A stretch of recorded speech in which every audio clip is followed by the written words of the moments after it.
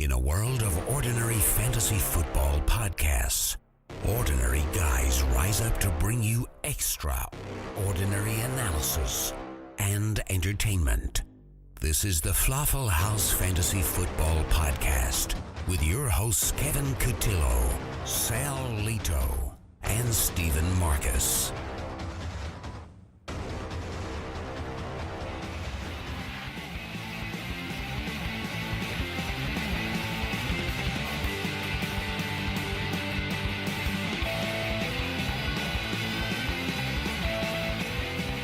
Good morning, good afternoon, and good evening. Today is Sunday, October 16th, and welcome to the Falafel House Fantasy Football Podcast.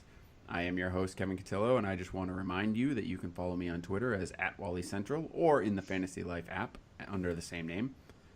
We have Steve Marcus with us again as usual. What's up, Steve? Not a whole lot. Thanks for having me. Yeah, no problem. Where can the people find you?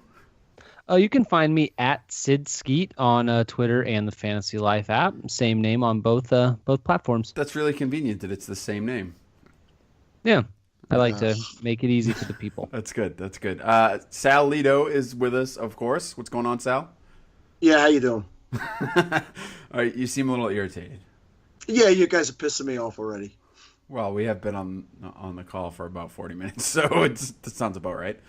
Can you tell the people where they can find you, please? No, I'm done. I'm not even doing it. Not for the people. Wow, not even for the people. Those are on Twitter. Those are your people. That's right. And my people know that you two are pissing me off. On Twitter, you can find me at Sal, and on the Fantasy Life app, I am Sal33. That's great. You can also follow the show on Twitter as under Falafel House, and you can stop on over to our website, falafelhouse.com, check out daily articles and all kinds of stuff going on there. So we're going to talk about some football tonight, right, guys? I believe that's the seems logical. Yeah, based on a lot of stuff going on. I personally, not a great day for me in the fantasy football world. I'm not going to lie. I've had some struggles here and there. Some teams are doing okay, but for the most part, not a great day for me. So what about you guys? How's your teams looking? I'm doing well. I'm doing well pretty much everywhere. I'm having a very good week in fantasy. Wow. Overall, I'm doing all right, but in the league that matters, dearest to my heart, Falafel, I'm going to lose yet again. I will be 1-5. In all honesty, do you think there's a chance that you finish last? At this point, absolutely. Really? Absolutely. Sure there is. So for the people who don't know or maybe stumbled onto this and don't know that we're all in the same league that was started on the Fantasy Life app, it's obviously the Falafel League, and it's a relegation league. So if you lose, if you come in last, you get put down to the minors basically. So our commissioner is Steve, our champion is Steve, and yet that's right. He's in last place. What an embarrassing champion. Jesus, yeah. That's embarrassing. First or worst is not good. I'm losing sleep. So it has not been fun. Been running some bad luck. I scored some points this week. Ran into an opponent that scored quite a bit more, unfortunately. So 1-5. Start fresh next week. There you go. Hey Steve, I'm 5-1. That's good. Can we team up? No. All right. That'd be lovely. You'd be 6-6. You'd be everybody would be happy. It's not bad. More wins than anyone else has. That's true. Bringing me down. That's true. All right, so we are going to go through all of the games tonight. Steven is going to lead us through them, and we might as well get started to see if we can try and keep the show under an hour. All right, we will start with the Buffalo Bills running all over the 49ers 45-16. Literally all over them. Shady McCoy, that guy, he is unstoppable. 142 total yards and 3 touchdowns against that terrible 49ers rush defense. Tyrod Taylor also has a nice afternoon. He throws for 179 yards and 2 touchdowns and adds 68 yards rushing on the ground. For the 49ers, the big news was Colin Kaepernick coming back, and he looked like a guy who hadn't played football in a little while. He goes 13 for 29 for 187 yards and 1 touchdown. He also rushes for 66 yards on the ground. The touchdown pass he throws is a deep one to Torrey Smith. And Carlos Hyde, he ends the day with 14 carries for 52 yards and no touchdowns. So, Kev, you are a Shady McCoy owner in Falafel. What are you taking away from this game? God, that guy's good. He's just very good. Really good. He's just really, really good. And, obviously we had the big scare in the middle of the game. He went to the ground, grabbed his knee, looked like he was in a lot of pain. He walked off the field and he came back. So, sounds like he's good, but just to keep an eye on that as this week rolls on. I love how you say he had 142 total yards. He had 140 yards on the ground. He had 2 catches for 2 yards. So he wasn't really very effective in the passing game. But it really doesn't matter for him. He's just that good. And this offense is absolutely running right through him. So I thought Tyrod Taylor actually, for being who he is, this is the kind of game. Even when I was touting him in the preseason and expecting more out of him based on his draft value, this is the kind of game. This is the reason why, right? Because I don't think he needs to throw for 250 to 300 yards because he's going to run for another 65 to 70 yards, and then he gets you the 2 touchdowns to boot. So these are the types of games you were looking for, and of course they start coming for him after I say that I was wrong. So that makes perfect sense. Right when you give up. That's right. Gillislee is another guy to keep an eye on because he is scoring a lot, and mostly because. Shady breaks off a nice long run down to like the 5, and then he's winded, so they give him a break, and Gillislee comes in. But he did have six carries for 60 yards today, so he's a guy that I would keep my eye on. I still don't think you can count on any of the Buffalo wide receivers. They're having nice days. Robert Woods has been pretty productive, but I don't know that you can count on them for anything more than a flex, maybe if you're struggling to find people. So. Just those are my thoughts on the Buffalo side of the ball. With Kaepernick on the 49ers side of the ball, they didn't really get a lot done. As you said, he looked like a guy who hadn't played football in a while, but he does, if anyone did actually take a flyer on him, he did have a serviceable day, similar to Taylor, except for, just short one of the touchdowns. So not a bad day. Hope to see him improve. And it's very frustrating to me that Torrey Smith is all of a sudden relevant. We heard all week from Chip Kelly that Jeremy Curley was still going to be, the number 1, and he's a big factor, and he gets 2 for 12. So he did get 7 targets. That shows you how accurate Kaepernick was being, right? I mean, it wasn't good. Not very good. Not a good ratio there, but he does hook up with Smith for long bomb, and honestly, I think that has to make you think about Torrey Smith going forward. I mean, I don't think he's, someone you can trust regularly, but he'll probably be in the Deshaun Jackson category for me, where he's going to have a game like this every once in a while, and hopefully you hit on it when it happens. Yeah, let me help you out. Okay. Drop all your 49er players now and stop with this BS. People got all hopped up on Curley all week, and I was telling people, don't buy into either one of these guys. Yeah, he had a nice catch for a long touchdown. Other than that, he did crap. This is not something you want to buy into on a weekly basis. It's not going to. Wait a second. What does Deshaun Jackson do? I don't own Deshaun Jackson anywhere either. Well, that's what I'm saying. All I said was he was just like him. I didn't say. You say this makes him. You're going to have to start looking after. Stop it. I'm telling you all right now. I told you to trade Carlos Hyde 2 weeks ago. I told you to drop these 49ers. Listen, this team's embarrassing. Is that all? Wow. Is that all you've got on that one? Anything else? That's all I've got to say about that. All right. Well, then we will move on. And you go to Washington, handing the Eagles their second loss in a row, 27-20. For Washington, Matt Jones has a pretty big afternoon with 135 yards rushing on the ground and a touchdown. And then you've got Cousins throwing for 263 yards and 2 touchdowns with 1 interception. On the Eagles side of the ball, Carson Wentz, he seemed to hit a little bit of a wall. He only completes 11 of 22 passes for 179 yards and no touchdowns. Both of the Eagles' touchdowns were scored by their defense and special teams unit. Jordan Matthews has 3 catches for 74 yards on the day. So what are you taking away from this game, Sal? Yeah, I think that the bye week killed the Eagles' momentum because they really haven't played as crisp and smoothly since they've come back. People were really getting high on Carson Wentz. Some people asking, they were dropping some pretty decent named fantasy quarterbacks for Carson Wentz, and he looks very much a rookie right now, completing 50% of his passes. There's not a whole lot to love on this offense right now. Nobody seems to be getting enough touches to be really relevant. Matthews, 60 total yards. He's like the big scorer on the day. That was Ryan Matthews. Jordan Matthews 3 for 75, but there's nothing to like for me on this team right now. Zach Ertz is not living up to what I thought he would do.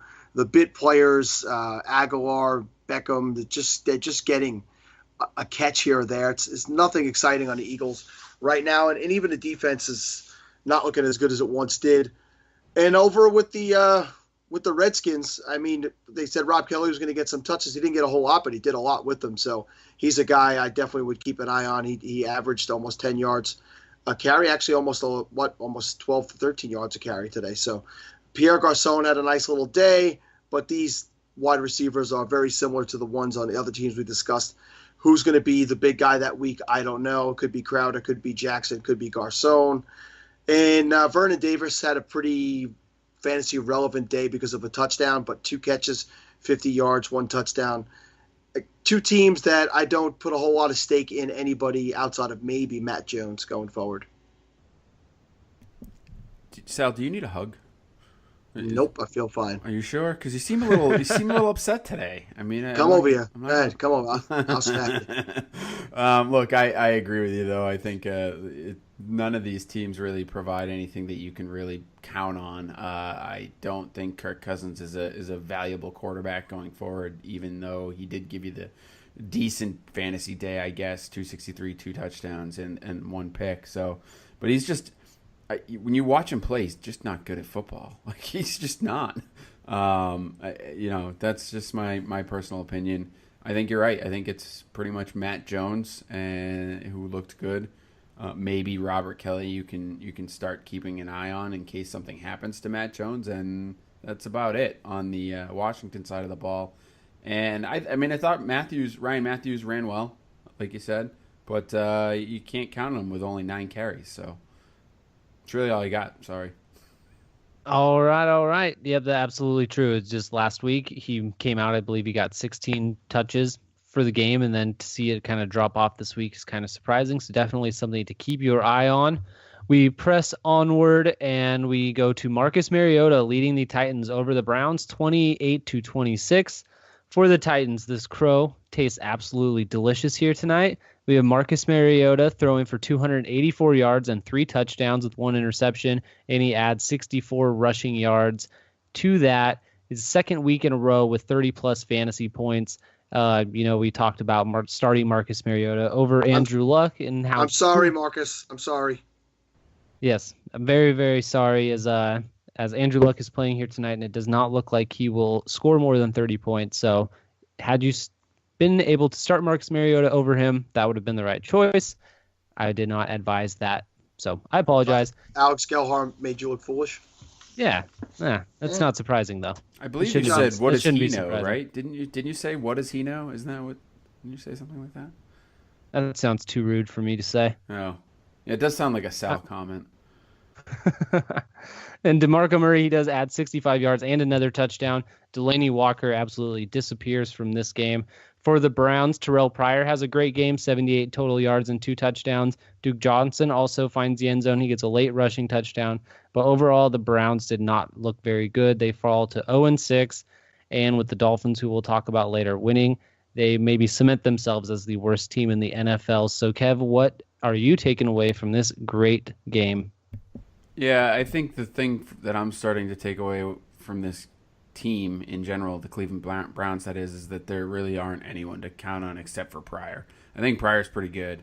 I think he's pretty good at football. I was curious about that coming in. I mean, I didn't really buy into it, I guess. But games like this, you kind of have to start because Tennessee's not a terrible defense, and to carve them up for 9 for 75 and 2 touchdowns is pretty solid work for a wide receiver. So I'm buying in on him now. I'm all in. I'm on the hype train. Let's get it rolling for him because and for those of you who bought in weeks ago, good for you because you're smarter than me. Not hard to do, but congratulations. Hey Kev, I bought in 2 weeks ago, and then last week he didn't show up. So I'm having buyer's remorse right now. I'm wondering if I'm going to buy in again this week, and then next week he tanks on me. Yeah, I mean, I guess it's possible. It's a great point. I just think he's talented. I mean, it's some of the plays that he made today. He's a talented kid, and he's working with Cody Kessler, so I guess you have to temper your expectations a little bit. Although Kessler had a decent day as well, so I guess you're going to be up and down with Kessler in my mind. But Pryor's the real deal is kind of how I look at it.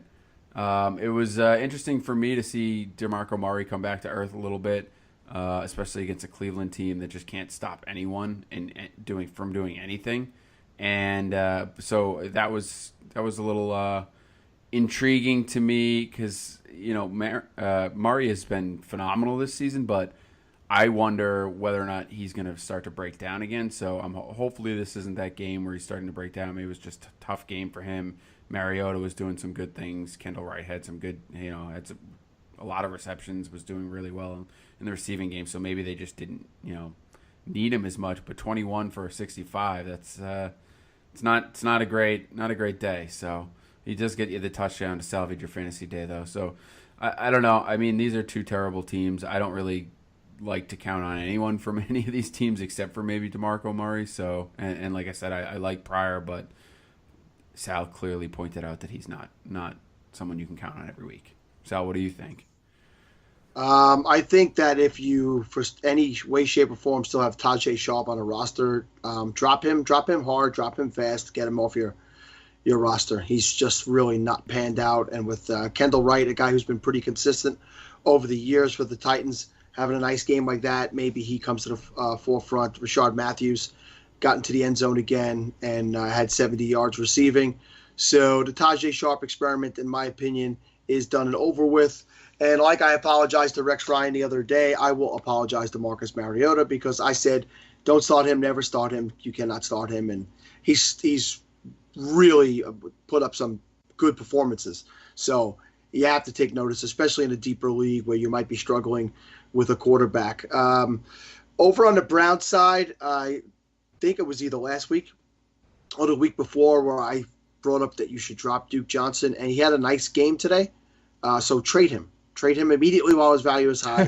Get him off of your roster. You don't want anybody other than Terrell Pryor on Cleveland on your roster. And I'll just say, for Delanie Walker to do what he did today after Martellus Bennett had the game and Gronk had the game that they had against that Browns defense last week, that was very, very disappointing. So shame on you, Delanie Walker. Expect more out of you. Wow, you were publicly shaming Delanie Walker? Nah, he'll make it up to me. He'll be all right. I'm just trying to motivate him. Nice job. Way to backtrack immediately. That was good. Hey, we know that would have ended badly. Yes, it would have. All right, so we move on to the Giants ending their losing streak they had. They get a win at home against Baltimore, 27-23. And we tried to tell you, do not trade Odell Beckham Jr. You were going to want to hold on to him. And this week, if you did, he paid you back. He goes off for 222 yards receiving and 2 touchdowns, the breakout game that we all knew was going to be coming. Eli Manning also gets back on track today. He throws for over 400 yards, 3 touchdowns, and 2 interceptions. For the Ravens, they were really let down by their defense, giving up those 2 touchdowns to OBJ. The last one cost them the game. Terrence West does have another good game. He gets 123 total yards and scores 2 more touchdowns. So, Sal, I want to ask you, what does that mean for Kenneth Dixon going forward? Well, last week we had this conversation, and I think I was the only one saying that I'm buying into West. And they did not give Dixon a lot of touches. We have 3 touches today. As long as West continues to produce, I don't see it becoming a timeshare. I don't see it becoming near 50-50. They seem to really like what he's doing. This goes all the way back to preseason.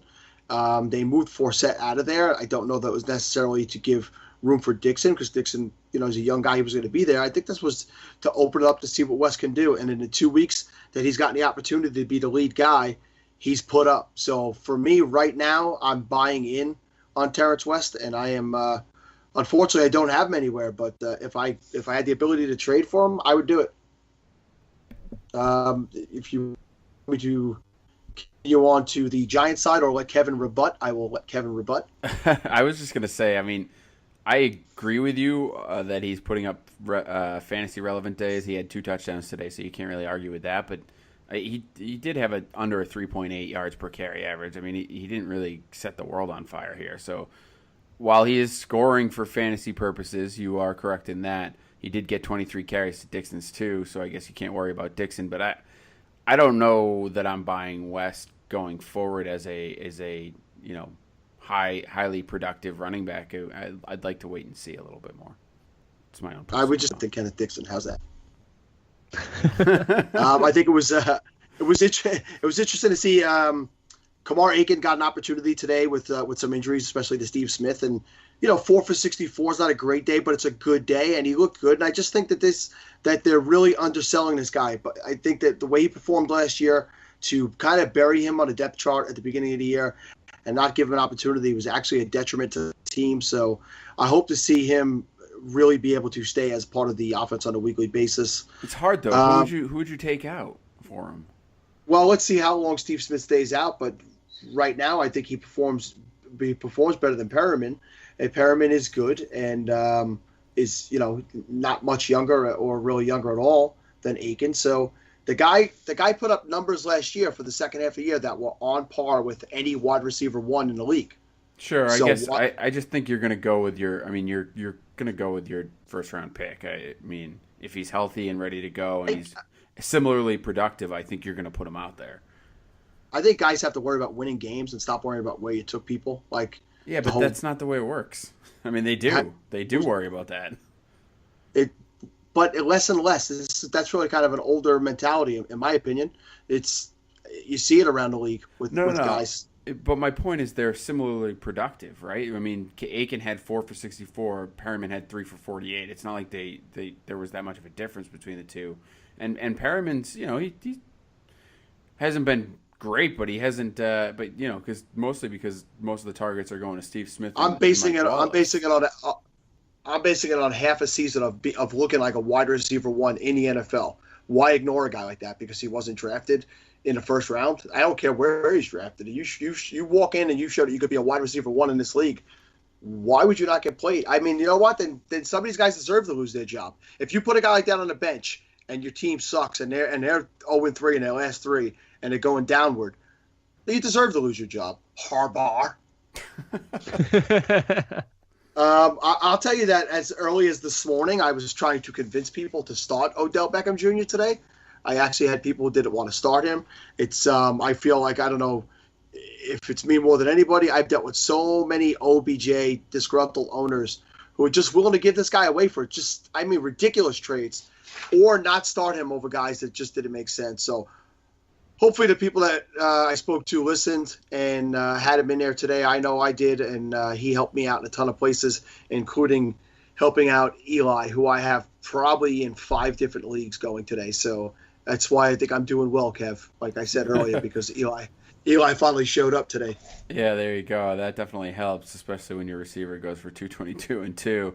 I agree with you, though. I wish I had found some of those not intelligent people to trade me their Odell Beckham, but I was unsuccessful in all my attempts this past couple of weeks. So unfortunately, I missed out on the big shot, and now he's probably unavailable for the rest of the year. So I agree with you there completely. I thought as a whole, this offense looked really good.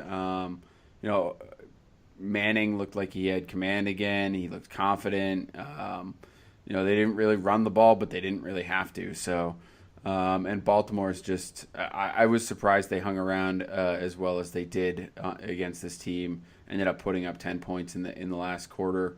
I was kind of shocked because I thought I was with you, Sal. I thought the Giants were going to pull away a little bit there, but overall, from a fantasy perspective, I think Victor Cruz gets a couple more catches, so at least he got off the snide.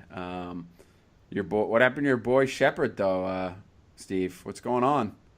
Yeah, he definitely has had a few weeks where the production just has not been there. The few passes that I saw go his way definitely were a little bit off, but he's definitely just not doing exactly what he was doing at the beginning of the season. He'll be back though. He'll be back. Don't you worry. This is a jumping off point for the Giants. Everything's going to be coming around the corner. All right. Yeah. Sounds like you're blaming Eli. That's what I'm. That's what I heard. Hey, back off. We all saw Eli play last week. Yeah, that's true.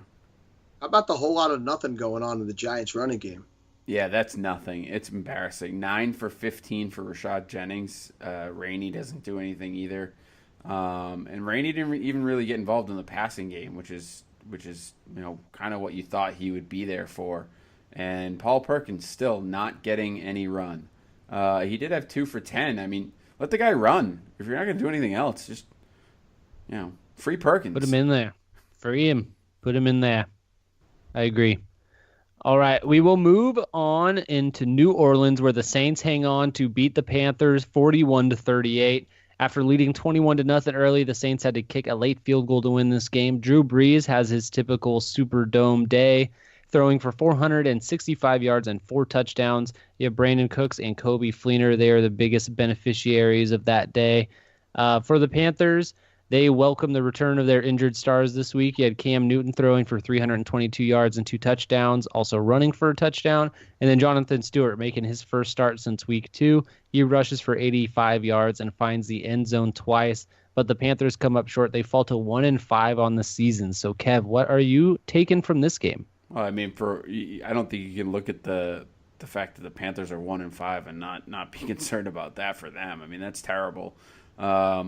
And not only that, but with the division losses and everything, they're going to have a hard time finding the playoffs. They're going to have to go on one hell of a run here to make it. And, for me, that'll get interesting towards the end of the season. So it's just something to keep in the back of your mind as the season progresses. Because guys like Cam Newton, if they're out of it and he's taking hits and getting hurt, you may see him not playing. So just something to keep in mind. I thought it was nice to see Jonathan Stewart back in there, 19 for 85 and the 2 touchdowns, obviously. I thought he was going to have a big day today because the Saints are just porous up front. And, he did have a pretty good day. He could have, didn't run the ball as well as, I think he can.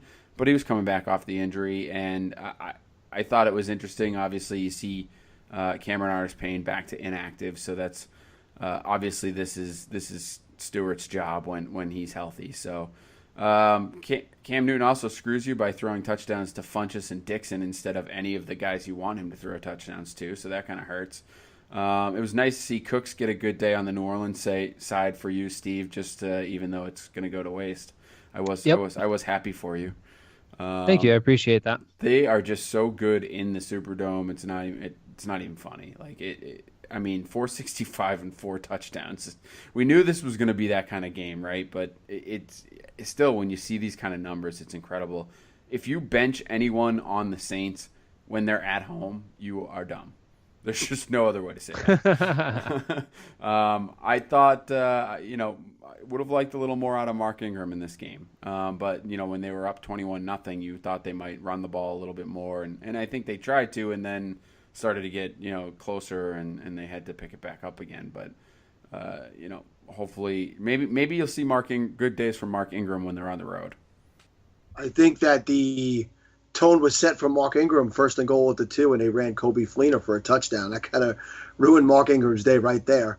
But Coby Fleener looked impressive today. I mean, he had a nice 50-yard touchdown run, very athletic run. So he's a guy who I believe is now jumping right back into the tight end 1 conversation with this day today. I've started to get a little worried about Willie Snead. He burst out the first couple of games and then missed with the injury and then the bye week. And it looks to me like Michael Thomas might be passing him up right now. So it's a little nervous for me because I could have traded him for probably big dividends after week 1 and week 2. So keep an eye on that.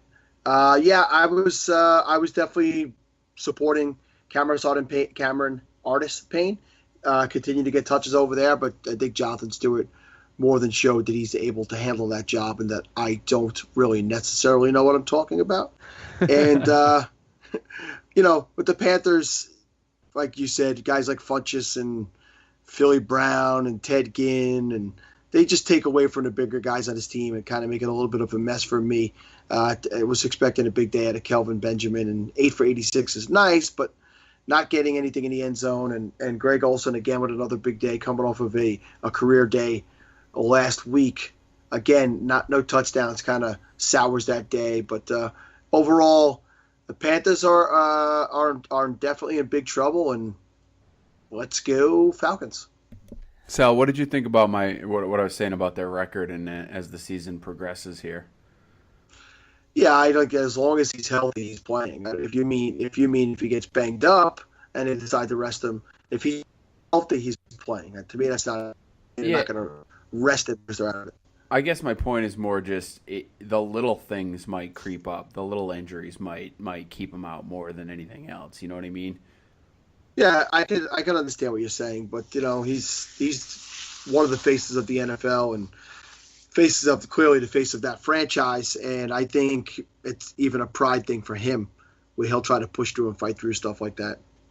Yep, I definitely think at 5 losses they are already out of the playoffs. I don't think there's any way that they're going to make it in, especially with how good Atlanta's playing. So look for Carolina to go on a huge winning streak now. Yeah, I don't think so. But we are going to. He called you to mush. Yeah, I understand. I know what he thinks about me. I get it. Anyway, we're going to move on and talk about the Jaguars getting their second road win in their last 19 attempts. They beat the Chicago Bears 17-16. For the Jaguars, although he led a comeback drive to get them the win, Blake Bortles has a pretty bad day. He only gets you 10.1 fantasy points. And just when you thought that TJ Yeldon was actually the starter there, it is Chris Ivory who doubles him up in touches 13-7 and gets the touchdown this week. And then you've got Allen Robinson and Allen Hurns having very pedestrian fantasy days as well. For the Bears, Jordan Howard finds the end zone again to salvage a mediocre rushing day. Alshon Jeffrey gets 13 targets in this game. He catches 7 of them for 93 yards, but it is, again, Cameron Meredith that ends up with a team-high 11 catches and 113 yards receiving. Brian Hoyer throws for 302, but does not score any touchdowns, so his day ends up at being pretty average. So, Sal, what are you taking away from this Jaguars and Bears game? Yeah, well, what I'm taking away from this game is that you screwed me, TJ Yeldon. You screwed me bad, and I don't like it. I really thought that this was going to be the week where he dominated touches and came out, and I think that the Jaguar coaching staff came out and said that he looks to have had the hold on the starting position. It's fun when they do that. It's really nice. Yeah. Really, it's like a kick right in the nads, and so was definitely didn't appreciate that. Interestingly enough, I saw Marquise Lee is a guy I've said to keep an eye on over with the Jaguars. He had 6 catches. He led the team with 6 catches, 61 yards in this game today. He's a guy I honestly think that as the season comes on will definitely be a weekly relevant player in this offense. I don't know that he's going to crack your fantasy lineups, but if one of those 2 wide receivers was to get injured or not produce, he's a guy I would definitely tell you to continue to keep your eye on. On the Bears side, I've spoken a lot over the last 2 weeks about Cameron Meredith. And I did not have him in my falafel lineup today at my flex over Willie Snead, but I can tell you that is something I will definitely have a hard time deciding on going forward, because if he continues to produce like a wide receiver 1, how can I not put him in? Kadeem Carey played today, and he looked good. Nine carries for 50 yards. So as a Jordan Howard owner, that does worry me a little bit, because maybe with the way he struggled today, they split touches a little bit more. And, that does not make me happy. Yeah, I took nothing from this game. Literally nothing. I don't know if you can take much out of it, except for, I guess, Meredith is interesting with the 11 catches and the 15 targets. Alshon Jeffrey is doing what Alshon Jeffrey has done all season, which is get targets, make catches, get yardage, but no touchdowns. And that's it. Hoyer somehow throws for 300 again, but with no touchdowns. Who cares? I guess it just none of these players are exciting anymore.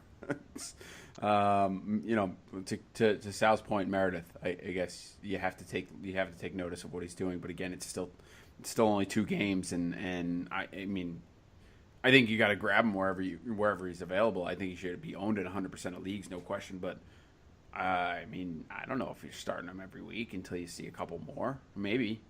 But I mean, really, there's not much. I don't know, Steve. Do you have any thoughts about this game? Because I really don't. I would just say people that are worried about Jordan Howard, he had a pretty low rushing total. He does get the touchdown, but the Jacksons front seven are pretty tough to rush against. They have Malik Jackson, who, if you notice, Denver's rush defense is pretty bad this year without him.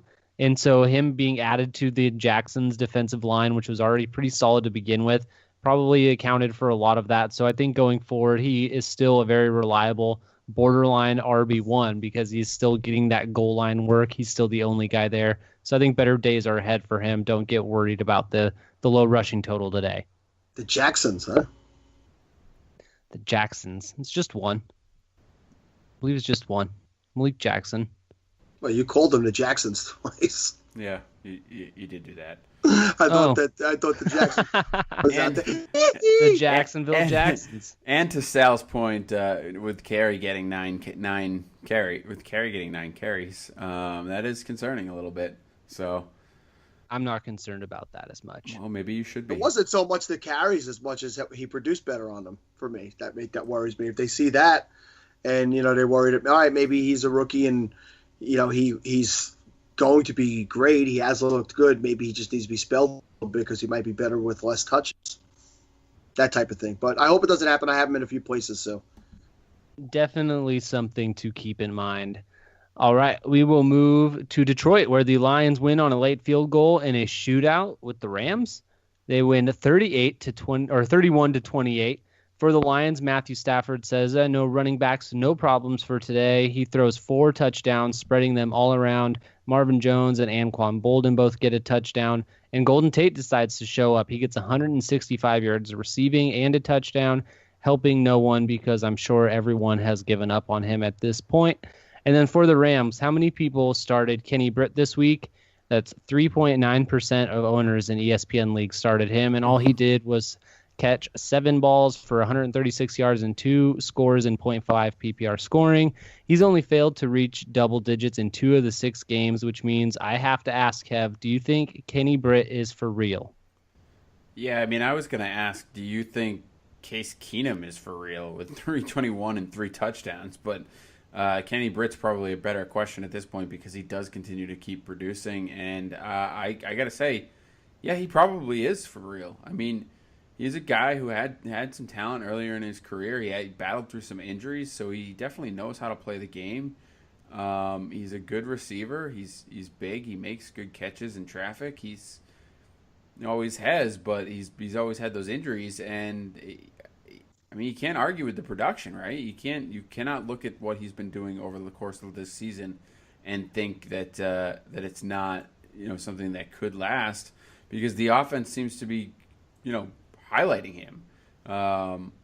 It seems as though they're using him to their fullest advantage, right? I mean, looking at the targets, 6, 10, 6, 4 is his lowest target total in any game. And that was a game against Arizona, which was very low scoring. So I think you got to take notice of him. I mean, some touchdowns would be nice. Aside, he had 2 in this game. I think that those were his first 2 touchdowns of the season.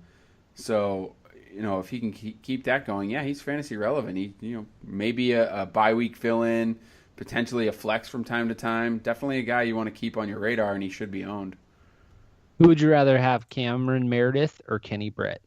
Meredith. I think there's more upside with Meredith in general because what you've seen out of Meredith in 2 games, in his only 2 games, is pretty impressive. So if that's something that he can keep up on a regular basis, then I definitely want him.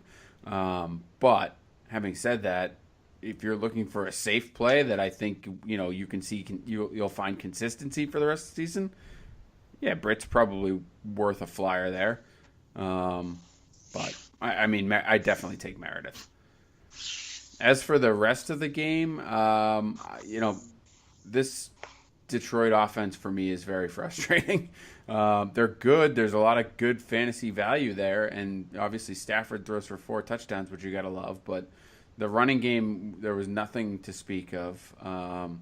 I thought Forsett was going to get more than 5 carries. He obviously, didn't do much with those 5 carries anyway, so I guess it's better that he didn't. But and then, obviously all of a sudden Golden Tate is relevant, and Anquan Boldin gets 8 catches, and Marvin Jones only catches 2 balls but he does get you the touchdown, so at least there's that. I can't figure out the Detroit offense, and it's making for a very frustrating fantasy season for owning any of them, to be quite honest with you. For me, I'll tell you one thing. Matt Stafford is a guy I'm starting every week. I've been on. He's had, I think, 1 bad game so far this season. So I've gone over before. In the last 5 years, the guy has finished in the top 10 4 times as fantasy quarterback. One of them was the top 8, and 2 of them were in the top 5. For 3 weeks, there's a question. Matt Stafford, he put up 3 last week against that Eagles defense. People don't want to play against the Rams. I tried to convince people to play him against the Rams this week. If you didn't, you suck. You missed out. Give me that hug. I think I need that hug. Kevin, where's that hug? Yeah, you definitely need the hug. There's no question about it. I'm going to send one your way.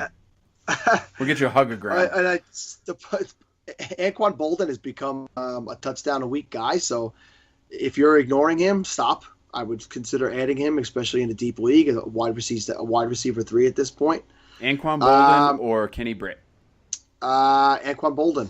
I think he's going to be more consistent. I would probably say Anquan Boldin, but I mean they're pretty close. They are pretty darn close. Yeah, I think what you're going to find with the Rams offense is it'll be Britt, it'll be Quick, it'll be Austin, it'll be whoever, but it's not always going to be the same guy. And in Detroit, they seem to get everybody involved, so on a weekly basis. In a game like this, where Case Keenum comes out and plays like that, and the Rams are basically in essentially a shootout, and Todd Gurley's irrelevant, essentially, I think it is definitely time to start. I've been saying, don't be ridiculous. This is Todd Gurley. It's not a talent issue.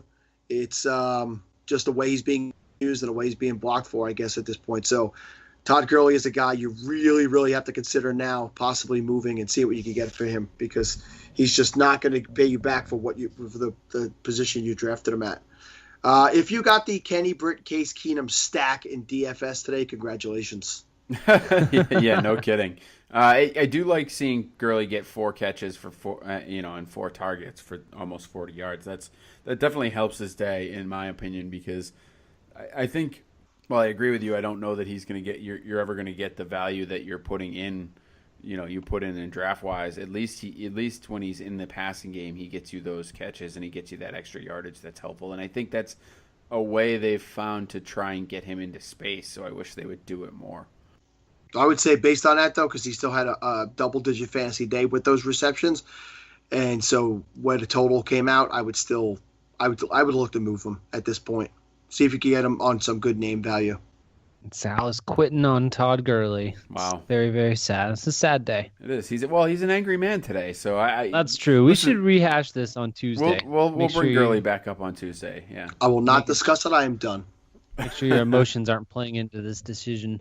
So we move to the biggest surprise of the week, maybe even the season. Just when you thought the Dolphins could not get any worse, they come out and totally redeem themselves, beating the Pittsburgh Steelers 30-15. For the Dolphins, Arian Foster owners were stoked that he was going to be back playing. He gets you 15 total yards, while Jay Ajayi comes in and rushes for 204 and gets 2 touchdowns against the Steelers team that came in only allowing 77 yards per game. This is why trying to predict the game flow of these NFL games can be very dangerous, because nobody thought that this was going to happen. Hey, Steve, who's this Jay Ajayi guy? I don't know if I've seen him this year. Is he?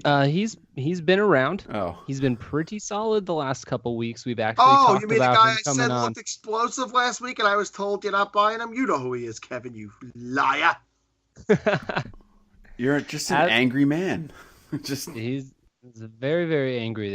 Are you just deflecting? I'm not deflecting. I am owning up to it. I was wrong. Well, look, I'm not going to say I was wrong about Jay Ajayi, because this was a great game. He did look explosive. You were correct. Apparently, it did lead to bigger things. Let's see what happens next week. He is a young Adrian Peterson in the making. Wow. Didn't you say that about Gurley in the beginning of the season?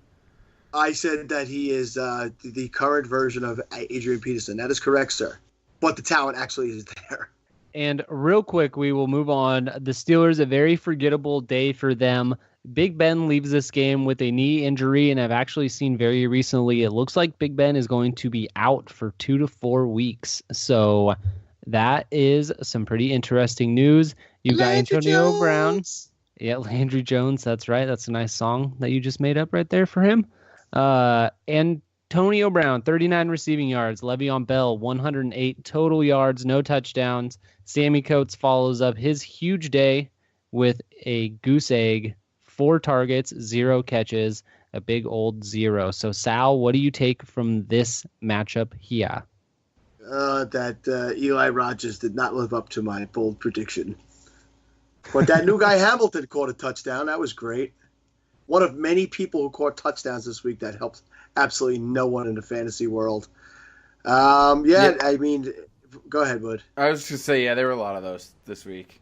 Yeah, it was one of those weeks. I was watching. So for those of you guys out there who don't know, my son plays travel baseball. He's 15, and I spend a lot of Sundays at the ball field for doubleheaders. So I watch Red Zone on my iPad, and I had people watching over my shoulder saying, Who was that? What?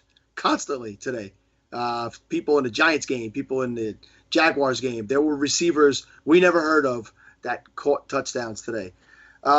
This is definitely worrisome. We know what happened when Ben Roethlisberger missed time last year. We saw how this struggled today. This is a troublesome time if you own any Pittsburgh Steelers.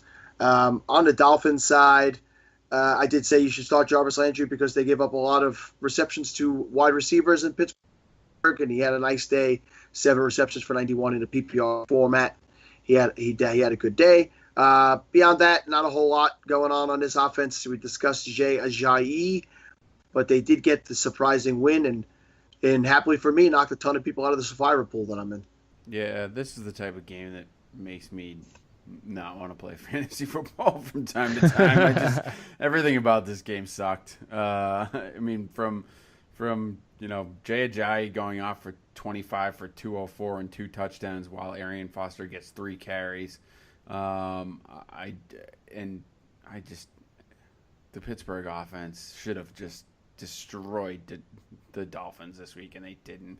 I don't think you can take anything away from it, really. I don't think you need to worry about any of these guys. Obviously, you need to worry about Big Ben being out for 2 to 4 weeks. That's not going to help because Landry Jones is a mess. But outside of that, I don't think there's really much. I mean, I think it was just a bad game for them. They came out, they laid a goose egg. It was, just not their day, not their night at all. And I think they'll rebound moving forward. I think the injury to Big Ben is going to make it tough for everyone. We saw what happened to the receivers last year when he was out. So that's definitely going to be a problem. And, hopefully Lev Bell can make them, can continue without, with some defense paying some extra special attention to him, because I think that's what's going to happen. So I think you're going to see a lot more guys up front, and he's going to have some harder running lanes to get through, but definitely be interesting to see what happens there with Roethlisberger out again this year. On the Miami, Kev, before you move on, as you were talking, I got the NFL mobile app update. Uh-huh. It's a torn meniscus in his left knee. Oh, and he will have surgery to trim the meniscus on Monday. Oh, they're saying 2 to 4 weeks as well. They are not giving a time frame right now based on this. Around the NFL, we'll have more on the story shortly, is what it says. Yeah, so that's whatever. I mean, whatever it is, it's not good. It's not good at all. I guess we'll see. Not a whole lot else for me on this game. It was nice to see Landry finally get a decent amount of targets or receptions. I guess would have been nice to see him get in the end zone, but 7 for 91. I guess you'll take at this point from this offense. So. I'll just say real quick before moving on that after Antonio Brown has a bad day like this, and with the injury news to Big Ben, I would definitely inquire to the owner, see if they're getting a little nervous as a possible candidate to buy low on. So moving forward, we will talk about the Patriots continuing their march against the NFL, beating the Bengals 35-17. Rob Gronkowski is back. He has 7 catches for 162 yards, gets his first touchdown of the season. James White also scores 2 touchdowns. LeGarrette Blount gets another touchdown. Tom Brady throws 3 touchdowns and adds 376 yards to his impressive start to the year. For the Bengals, Andy Dalton has a mediocre day, and so do the Bengals as a whole. He has 254 yards passing with a touchdown, also rushes for a touchdown.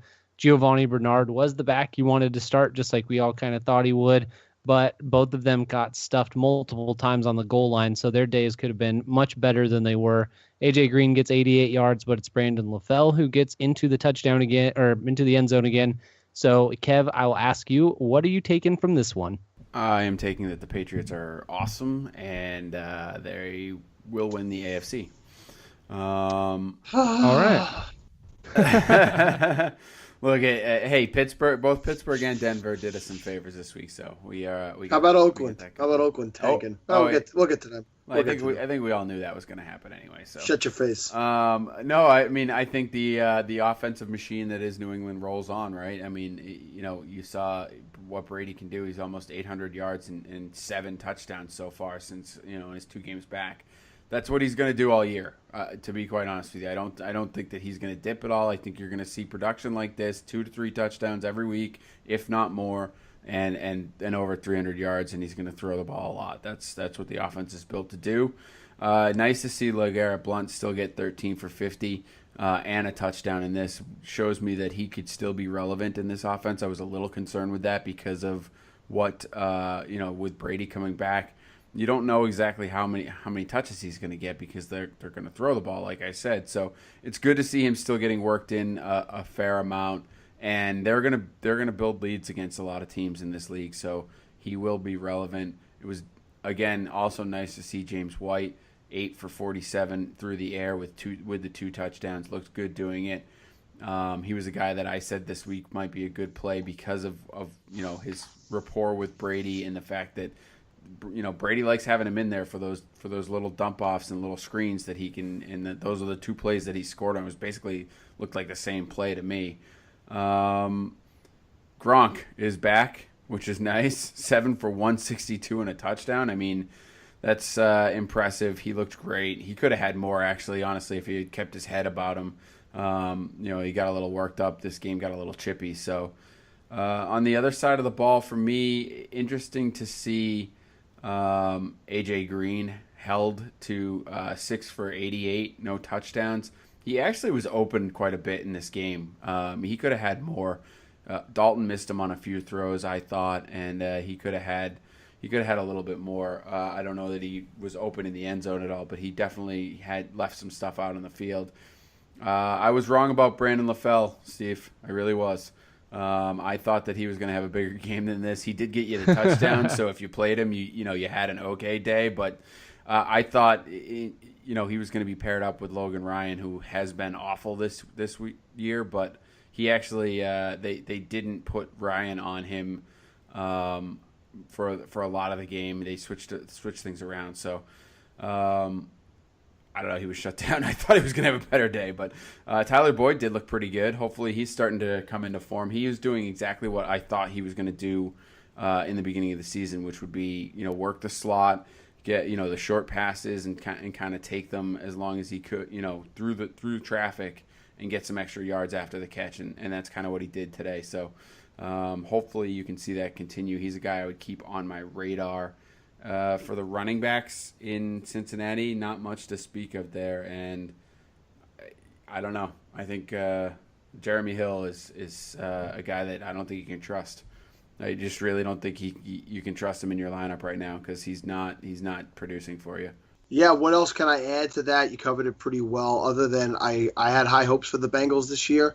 Our preseason predictions, I had them losing in the Super Bowl to the 2-3 Arizona Cardinals, so my picks were fantastic. The Patriots, Tom Brady's the number 1 quarterback in fantasy football going forward, period. There's no discussion. Let's not waste our time. If you have DFS lineups, play them every week. I don't care how much he costs. Put them in. Put them in. I think that you do guys that are out there that are holding on to Dion Lewis. Report came out this week that they might go slow with him when he's ready, and with the way James White has produced with Tom Brady back, it might be something you're going to start to consider. Hey, really need the whole, unless it's an IR spot, do I really need to waste a roster spot on him? Is he going to be that relevant?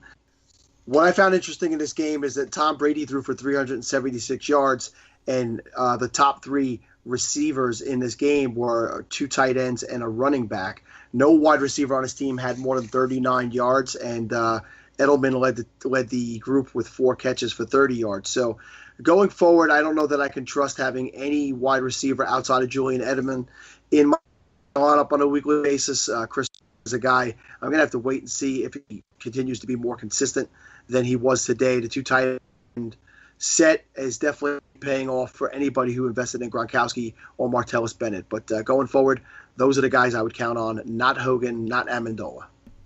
Yeah, I think just to real quick note, I don't think Edelman's right yet. I think he's still kind of injured. I think there's something going on with that foot because this kind of production from him. He had 7 targets, 4 catches, obviously, but it's just not. I don't think he's quite right. I think he will get right, as maybe as the season goes on. Hopefully he'll start to feel a little better, but the bye week can't come soon enough for him, and I think it's going to be a little late for fantasy owners at that point. But I think you're right, Sal.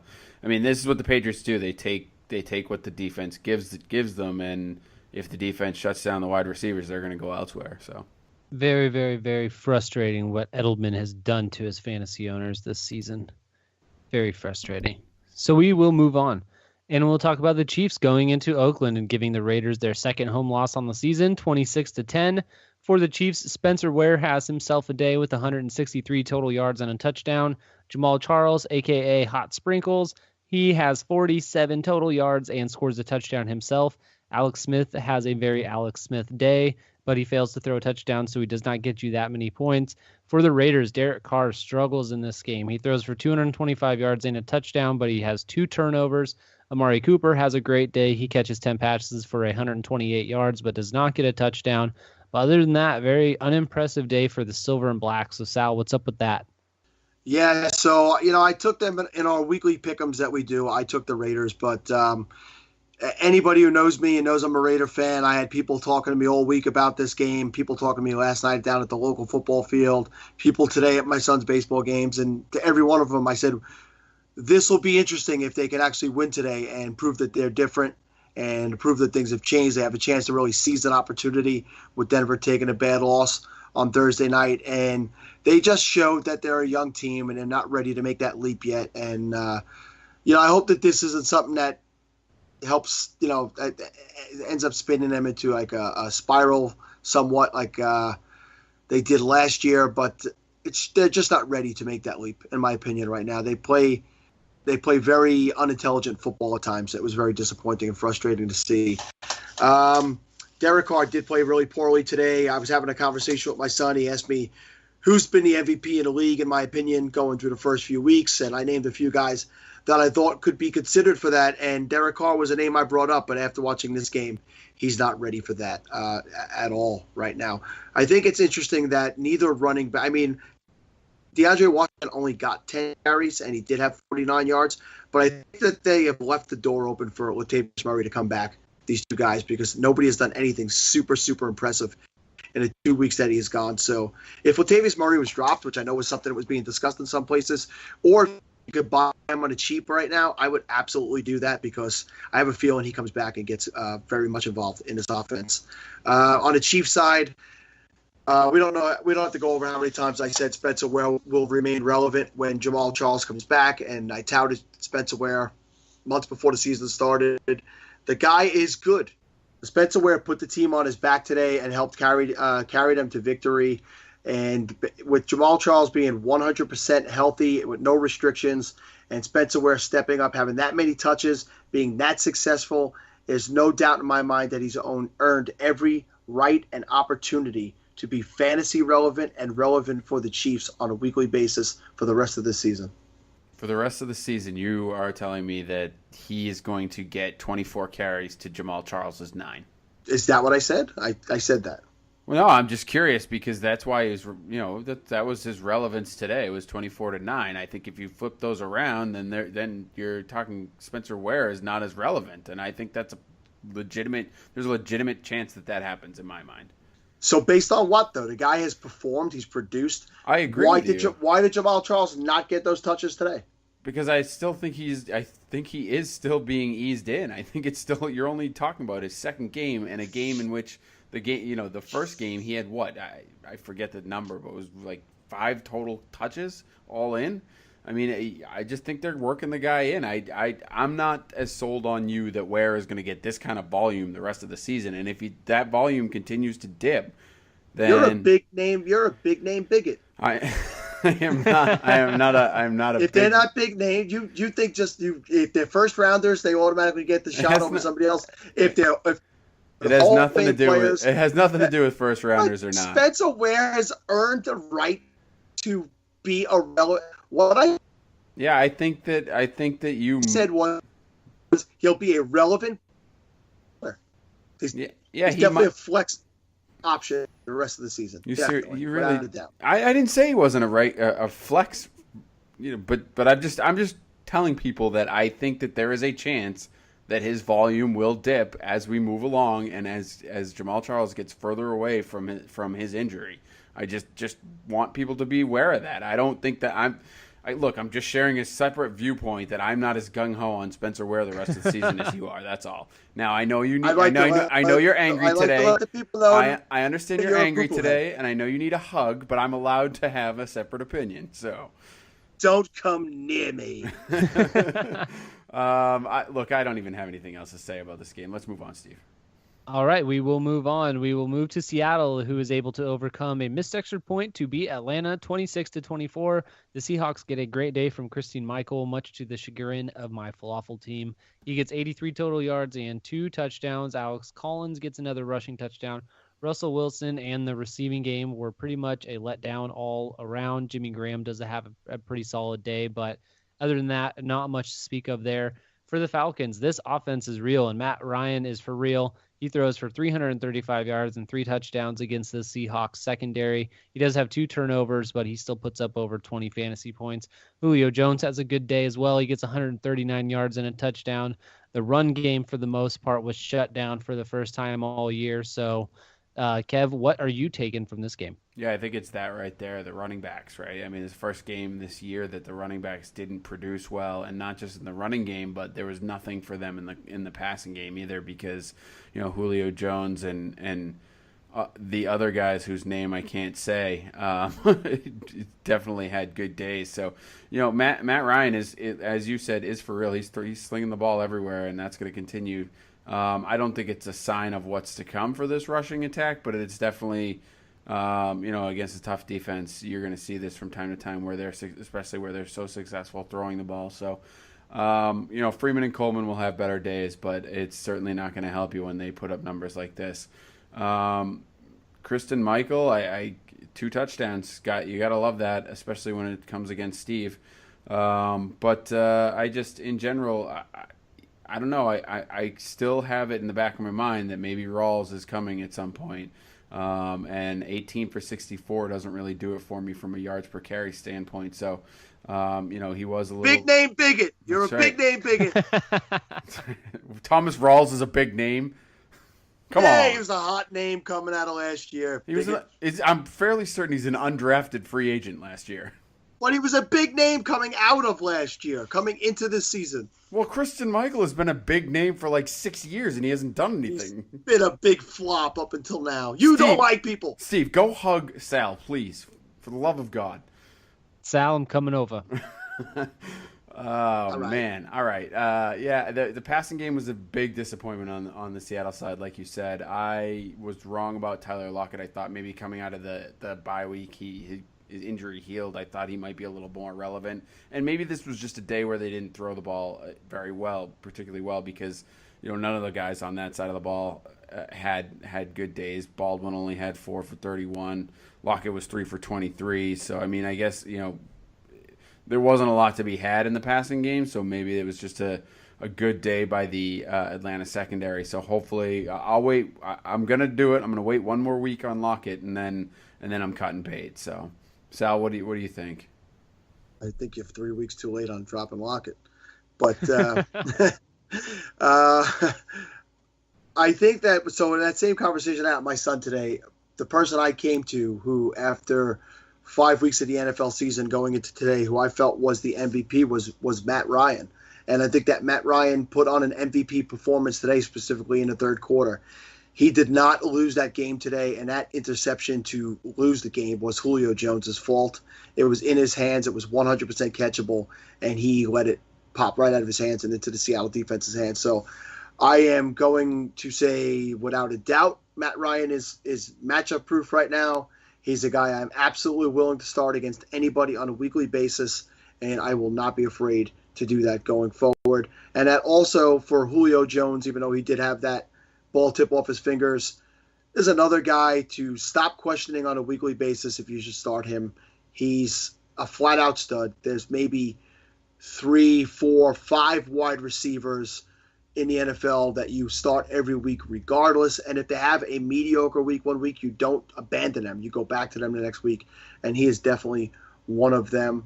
On the Seahawks side, Jimmy Graham is fully back. He just looks – he's playing with a purpose. I don't know if you saw one catch going down the sidelines, and he got knocked out of bounds, and he just let out, a loud scream of excitement where he's pumped up. The guy is an animal, and I'm happy to see him fully back. Other than that, give me some love for Christine Michael. I will not, but I will say Matt Ryan's schedule going forward the next 4 weeks, he's got the Chargers, the Packers, the Buccaneers, and the Eagles. All 4 of those secondaries, not very scary. So Matt Ryan's looking at a few more good weeks of production before his bye week. And we get to the last game of the night. The Dallas Cowboys go into Lambeau and pull off the upset over Green Bay, 30-16. For the Cowboys, Ezekiel Elliott continues his run over the NFL. This time he takes on the highest-rated rush defense in the NFL. Goes for 157 yards and a touchdown. He adds 17 receiving yards. Cole Beasley gets into the end zone twice to lead the Dallas receivers here. And for the Packers, they just do not look right. They were not able to pull out the win to hide that they weren't looking very good. Aaron Rodgers throws for 294 and a touchdown, but he has 2 turnovers. And if you watch that game, you saw that he just did not look good. Randall Cobb ends up getting a touchdown to go along with his 53 yards and 7 catches. So, Kev, what's wrong with the Packers? I don't know what's wrong with the Packers. I wish I knew, because if I did, I would probably be a very highly paid coach. Because the talent's there. I mean, the talent's definitely there. I think it's tough when you can't run the ball, and you're expecting your quarterback to throw 42 times no matter who you are, but it is Aaron Rodgers, so he should be able to do that. Eddie Lacy did not really do much because I think his ankle was probably injured, and he was the only running back on the team, unless you count Ripkowski. I know you're a big fan of him, Sal, so But I really don't know. I mean, I thought. Are you not a fan of him because he's not a big name? Yeah, that's right. I hate him. I hate Aaron Ripkowski. I really do. Anyway, Randall Cobb gets in the end zone, which is nice. He's had a couple of nice games now coming back from the bye week, so I think that's good. But you're right, Steve. Something is wrong with this offense. They do not look comfortable. They do not look right. I don't know if it's a play calling issue or if guys just aren't healthy or what's going on, but they need to figure it out. I mean, they have played some defenses that have given them some fits. The Cowboys surprisingly have been played fairly well on defense this year, despite having no talent on that side of the ball. So, but hopefully you start to see the Packers rebound, because this is a mess, and there's a lot of fantasy stock as I'm looking through this roster. So, I guess interesting to note, Ty Montgomery, if you're in a deeper league, if is someone that I don't know that you're going to count on him. So, but he could be worth a pickup if you're in a deep league. On the Cowboys side of the ball, man, that offense is good. I mean, with Ezekiel Elliott and Prescott, he finally did have the turnover, but he had the one interception and throws for 247 and 3 touchdowns. It's just they're very consistent. The offensive line is great. It gives them time to throw. It gives Elliott lanes to run through, and they are taking full advantage of it, and they're putting pressure on teams early. And then, I mean, you look at this, they were a 17-6 lead going into the half, and I mean, you have a guy like Elliott who can just run the clock out the rest of the game. So it's tough. It's tough to play against these guys, and I think, from a fantasy perspective with these wide receivers, it's another situation where I don't think you know who's going to do what, which makes it very frustrating, at least until Dez comes back. And even when Dez comes back, I think we saw with Dak Prescott, he's not as willing to just chuck the ball up to him. So I don't know. I mean, it's tough to play these guys. You can get them all in, but like if you had Terrence Williams, you had a decent day with 75 yards, but you missed out on the 2 touchdowns. So tough to pick and choose with this particular game. Sal? Let's everybody put their vote up right now. In week 8 after the bye, who's the starting quarterback for the Cowboys? I think it's Romo. I'll say Dak. I agree, it's Romo. Personally, I don't know that that's the right move. I just think that that's the move that they make. On the Packers side, Nelson's touchdown streak was snapped this week, and when he's not putting up the big yardage games that he used to put up, so if he doesn't get the touchdown, his days do not look as good as they once did. And I would just like to point out that you guys know I have much Montgomery love going all the way back to last year, and I had to actually start him in the 32-team dynasty where I lost Eric Decker, and you can imagine there's not a whole lot of depth of wide receivers in a 32-team fantasy football league. So I did have Ty Montgomery, and I switched him in this week, and he was phenomenal. But I think outside of, I'll tell you one thing that would be interesting, Kevin. Devontae Adams did get hurt in this game. So if Devontae Adams is to miss time, then I would say Montgomery is a guy even, in not so deep leagues you might want to keep an eye on, because he does the backfield role like Cobb used to do. He's a bigger guy than Cobb, but there is one issue with him. He fumbles the ball. He fumbled twice today. He got one back, and he lost one, and that is something that they also showed last year. So he's got an immense talent and all the possibilities, but if he can't hold on to the ball, Jeff Janis will definitely take that role right away from him. Yeah, I can't argue with that. I thought Abbrederis might be have some relevance at some point this season, but apparently he does not. So looks like Montgomery's going to be that guy this year. Steve, any final thoughts on that game before we move along? Nope. We are done. We have completed them. We are all done. Nice work, Steve. I know it's hard to get through all of those when you are as depressed about your fantasy standings in Falafel as you are. So I appreciate you powering through. Maybe next week will be your week. So for all of us here at the Falafel House, thank you for listening to us. We obviously took up far too much time going through these games tonight, so we appreciate anyone who's still listening, and we will get quickly to the final thoughts. Steve. All right. Thank you guys for sticking around. If you'd like to follow us on the social media platforms, you can do that on Twitter at Falafel House. You can like our page on Facebook. Just search for Falafel House there. We are also on Instagram, and you can go to our website, falafelhouse.com. And as always, find us in the Falafel House chat on the Fantasy Life app. Sal. I would like to say to all you little guys out there trying to make a name for yourself in NFL, in the fantasy football world, don't let guys like Kevin Cotillo and their bigoted big name ways get you down. Carry on, my friends. Thanks, Steve, or Sal, I should say. Your hug, someone will be coming to hug you soon, I promise. For me, I just want to give a shout out to my wife. It's her birthday today. I want to say happy birthday to my wife. I love you. Thank you. Happy birthday, HR. That's right. I appreciate you letting me podcast on your birthday, and I hope you had a great day. For the rest of us, we will talk to you again on it will be Sunday, or it will be Tuesday for us, but probably Wednesday for you guys. And until then, Steve, hit the button.